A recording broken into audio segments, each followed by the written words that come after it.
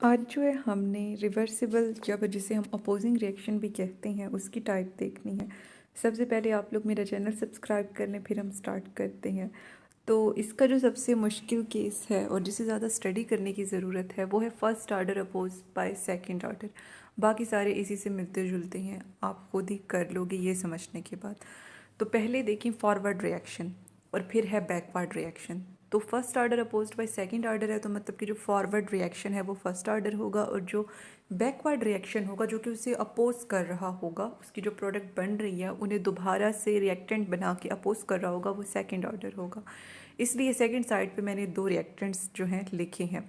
तो rate of forward reaction directly proportional है ए की कॉन्सेंट्रेशन के, ठीक है। और ए की जगह हम A-X पुट करेंगे और फिर KF कांस्टेंट आ जाएगा। ये रेटला एक्सप्रेशन आप 12वीं से पढ़ते आ रहे हो। नेक्स्ट प्रोडक्ट का हमने लिखा है बैकवर्ड रिएक्शन के साथ, उसके बाद हमने इन दोनों को का डिफरेंस ले लिया है, रेट ऑफ फॉरवर्ड रिएक्शन का और बैकवर्ड रिएक्शन का। तो ये हमारे पास एक इक्वेशन आ गई ए। अब इक्विलिब्रियम की स्टेज पे एक्स को XC ई फॉर इक्विलिब्रियम, और यानी कि आपने सपोज करना है और ये सपोज करें कि rate of forward reaction backward reaction के इक्वल है।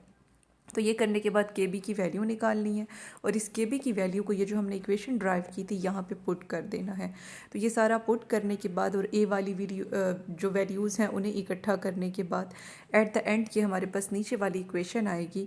तो इसे आप देखें, यहाँ पे एक टर्म आई है A-XC, ये A की कॉन्सेंट्रेशन है, तो इसकी जगह जो है हम G भी पुट कर सकते हैं। तो इसकी जगह जो है हम G पुट करेंगे और फिर इसे पिछली वाली इक्वेशन से कंपेयर कर लेंगे।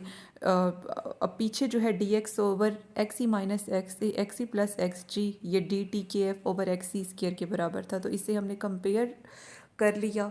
लेकिन मज़ीद कंपैरिजन जो हमने सॉल्व करके करना है वो आगे करना है। अभी हम पार्शियल फ्रैक्शन का मेथड यूज़ करेंगे जिसमें हम AB की टर्म से इन्हें जो है अलग कर देते हैं। तो वो करने के बाद LCM लेंगे।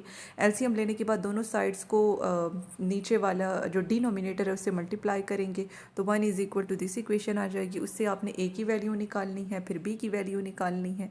ज़ाहिर है जब एक आप पुट करेंगे एक कॉन्सेंट्रेशन तो उससे ज़ीरो आएगा, तो A की वैल्यू, दूसरे की कॉन्सेंट्रेशन ज़ीरो तो B की वैल्यू, तो इस तरह से AB की वैल्यूज़ फिर उन्हें उसी पार्शियल फ्रैक्शन वाली इक्वेशन में पुट करने के बाद जो है आपके पास ये लास्ट वाली इक्वेशन आ जाएगी। अब बाउंड्री कंडीशंस पुट करनी है, x is equal to 0, t is equal to 0, C की वैल्यू को पुट करेंगे तो एट द एंड आपके पास ये स्लोप KF आ जाएगा। अब अगेन हम G की वैल्यू पुट कर देंगे, तो ये हमारे पास था। अल्लाह हाफ़िज़।